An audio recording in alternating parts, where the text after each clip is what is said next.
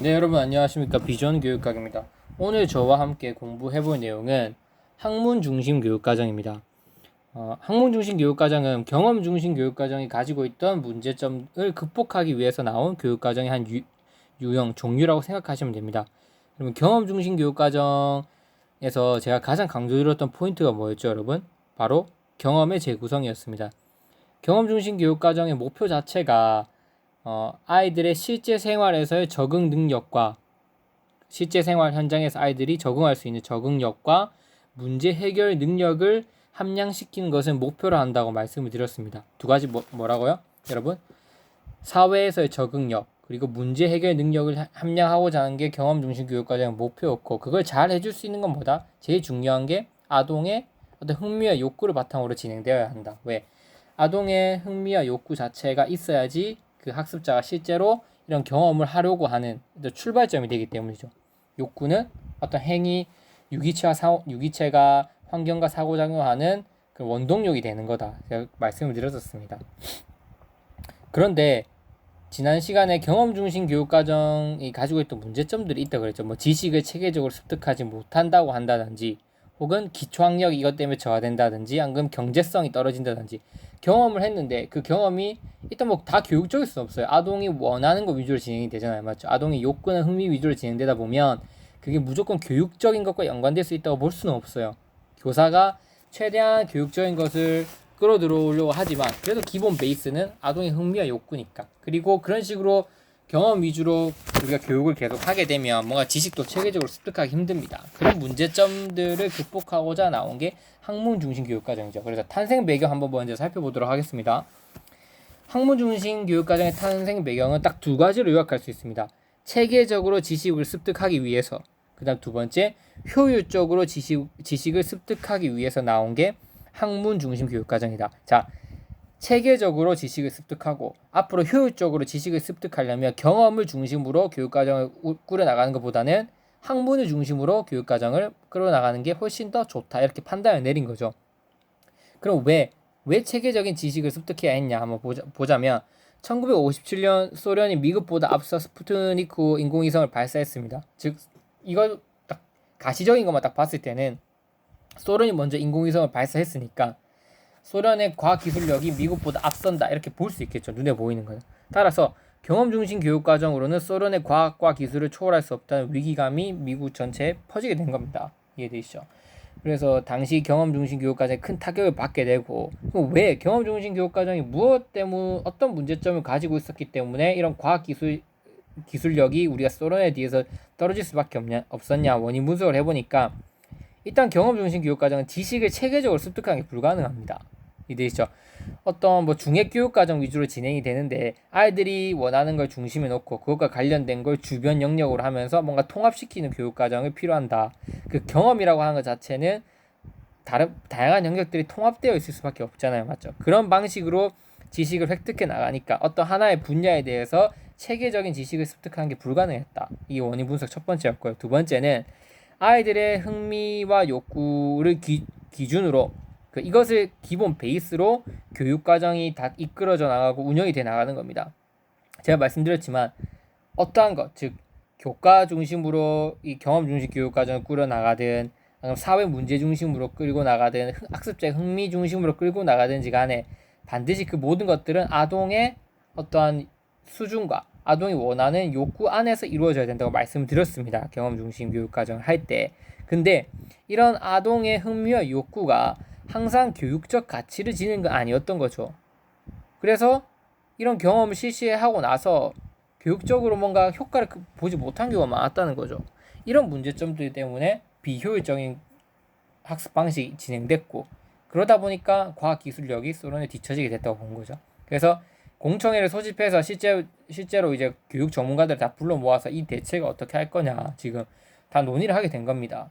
그래서 이런 경험 중심 교육 과정의 문제를 극복해서 우리는 앞으로 체계적으로 지식을 습득할 수 있는 방안을 한번 논의해 보자. 이게 첫 번째 대두였던 거고요. 두 번째는 뭐냐면, 이제 20세기로 지나고 나니까 지식이나 기술이나 정보들이 폭발적으로 증가하게 되는 거예요. 다양한 지식 기술들이 막 쏟아져 나오는 거죠. 그럼 이 학교에서 어떤 지식을, 어떤 기술을, 어떤 지식과 어떤 기술과 어떤 기능들을 가르칠 건지 선정하는 문제가 대두된 거예요. 즉 효율적으로 지식을 아이들에게 전달하고 뭔가 효율적 학습을 위해서는 무언가를 선택해서 아이들에게 가르쳐야 할 텐데 그거에 대한 논의가 잘 안 돼 있었던 거죠. 그래서 그 사람들이 논의해서 결국 내린 결론이 뭐냐면 결국 전이성이 높은 걸 가르치면 그게 가장 효율적인 거 아니겠습니까, 여러분? 이런 전이성이 높은 걸 습득하게 된다면 아동들이 하나의 상황이 아니라 여러 가지 상황에 그것을 적용시켜 나갈 수 있기 때문이겠죠.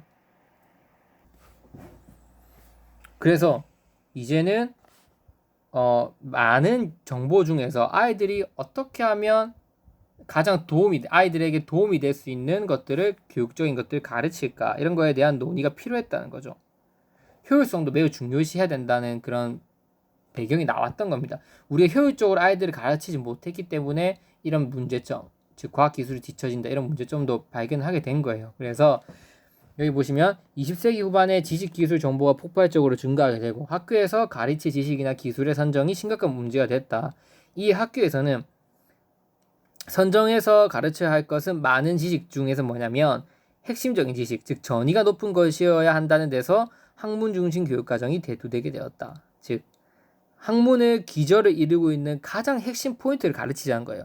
학문을 가르치다 보면 뭐 다양한 요소들이 많아요. 중심에서 막 뻗어나가는데 뭐 어떤 내용들 중에서 중심적인 내용들도 있고 뭐 주변적인 내용들도 다 있을 거 아니에요. 그러면 가르칠 때는 학문의 기저를 이루는 가장 핵심적이고 근본적인 것을 가르쳐서 그게 전이를 잘 일으키니까 그것을 효율적으로 아이들에게 가르치자. 이렇게 논의가 대두된 거죠. 이에 따라서 체계적이면서도 효율적으로, 여기 보시죠? 체계적이면서도 효율적으로 학습자들이 기술과 지식들을 습득할 수 있는 방안에 대한 필요성이 중시됐고 그것을 가능하게 하는 게 뭐다? 학문 중심으로 진행을 하면서 그 학문에 있는 기저를 이루는 지식의 구조를 우리가 배운다면 이 모든 것들을 만족시켜 줄 수 있을 거다라고 판단을 내린 겁니다. 그리고 방법도 제시했죠. 지식의 구조를 어떻게 가르친다? 뭐 그거를 지식의 구조를 아이들에게 그냥 설명식으로 전달한다? 그게 아니죠. 브루노는 뭐라고 했습니까? 뒤에서 말씀드리겠지만 지식의 구조를 아이들이 스스로 발견할 수 있는 발견학습을 통해서 내용은 지식의 구조로 방법은 발견학습으로 진행을 한다면 이렇게 체계적이고 효율적으로 아동들이 학습을 해나갈 수 있을 거라고 본 겁니다. 그리고 지식의 구조를 가르친다는 것 자체가 학문 중심으로 교육과정을 운영한다는 겁니다. 이해되시죠? 그래서 살펴보자면 학문 중심 교육과정이란 결국은 뭐냐? 학생들의 이해도 및 탐구 능력 향상을 통한 지력 개발을 위해 지력 개발이라는 거는 키워드는 제가 따온 게 아니라 그 학문 중심 교육과정 학자들이 쓴 겁니다. 지력 개발. 이 사람들의 목표는 학습자의 지력을 개발하는 거였어요. 이 지력 개발은 뭐냐면 이해도와 탐구 능력 이 안에 들어가 있는 거예요. 학생들이 뭐 세상을 보고 세상을 이해할 수 있는 능력, 그리고 자신이 뭔가 모르는 게 있으면 탐구할 수 있는 능력, 즉 학생들이 가지는 이해도와 탐구 능력을 향상시켜서 자기네들의 지력을 개발한다는 거예요. 그렇게 하기 위해서는 각 학문의 핵심이 되는 핵심적인 사실 개념 이론 법칙의 기본적인 구조를 가르쳐야 된다는 거죠. 학생들의 이해도와 세상을 바라보는 이해도와 탐구 능력을 기르려면 학문의 핵심이 되는 기본 구조, 지식의 구조를 학습자 스스로 탐구하도록 구성하는 겁니다. 이해되시죠? 핵심 포인트는 지식의 구조를 스스로 탐구하도록 구성하여 체계적이고 효율적으로 내용을 습득해 나가도록 구성하는 교육과정을 학문 중심 교육과정이라고 합니다. 그래서 각 학문마다 지식의 구조가 다 달라요. 각 학문마다 사실, 개념, 이론, 법칙이 다 다릅니다. 그래서 이렇게 기본 구조, 지식의 구조 위주로 탐구 방식으로 가르치게 되면 결국 학문 중심으로 아이들이 학습을 할 수밖에 없다. 그래서 이 학문의 교과적 속성이 강한 거다 이렇게 생각하시면 됩니다. 이해되시죠? 그래서 학습은 다시 교과로 돌아간 거라고 볼 수 있어요. 가르치는 게 이제 경험으로 갔다면 다시 교과로 가되 그 교과 안에서 기본 구조, 그 학문을 이루는 가장 핵심적인 구조를 가르치자는 거고 그걸 발견해서 가르치자는 거고 그 방식은 탐구학습, 발견학습을 통해서 하자는 겁니다. 그래서 학습 내용은 지식의 구조고 학습 방법은 발견학습, 그리고 교육과정 조직은 나선형 교육과정 이렇게 볼 수 있습니다. 이해되시죠?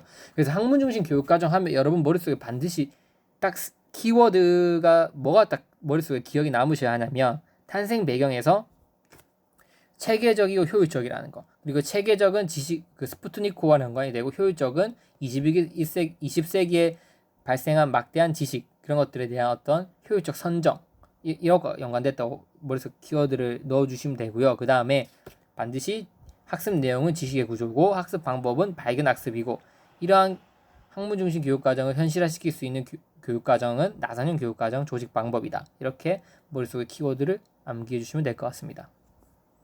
네, 일단 강의에서 끊고 그럼 구체적으로 어떤 내용들이 있는지 한번 학문 중심 교육 과정에 대해서 살펴보도록 하겠습니다.